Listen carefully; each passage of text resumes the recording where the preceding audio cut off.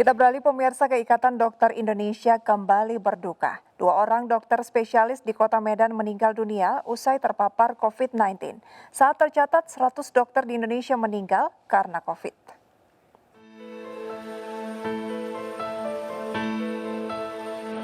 Kabar duka kembali datang dari Ikatan Dokter Indonesia atau IDI Cabang Kota Medan. 2 orang dokter spesialis yaitu dokter spesialis penyakit dalam, Dr. Daud Ginting, dan dokter spesialis ortopedi, Dr. Edwin Perlindungan Marpaung meninggal dunia usai terpapar COVID-19. Sebelumnya Dr. Daud Ginting sempat dirawat selama 1 minggu di Rumah Sakit Mitra Sejati Medan. Kemudian dipindahkan ke Rumah Sakit Marta Friska Medan dan meninggal dunia pada tanggal 30 Agustus pukul 2 dini hari. Sementara Dr. Edwin Perlindungan Marpaung yang merupakan dokter spesialis ortopedi di Rumah Sakit Columbia Asia Medan meninggal juga di hari yang sama. Isak tangis pun mewarnai keberangkatan jenazah dokter.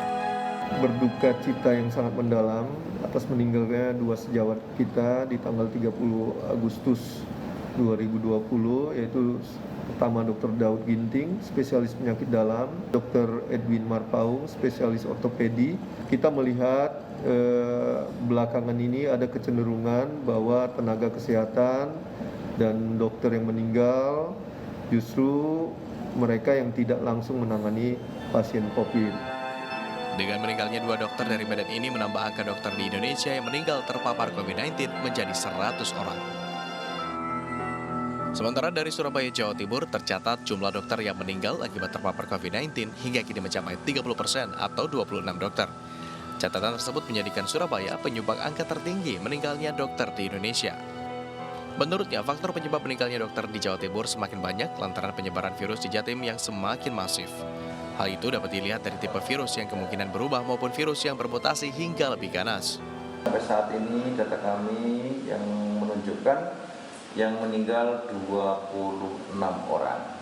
Kemungkinan besar karena memang tipe virusnya sudah berubah, atau mungkin dia lebih patogen, jadi lebih ganas gitu ya, sehingga dia membuat angka kesakitan tinggi dan itu berpotensi menyebabkan penularan pada dokter dan tenaga kesehatan yang lain.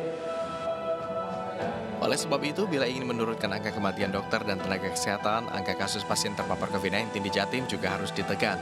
Dibutuhkan peran serta masyarakat dan seluruh elemen untuk membantu menekan angka penularan virus COVID-19. Tim Liputan, Anyus melaporkan.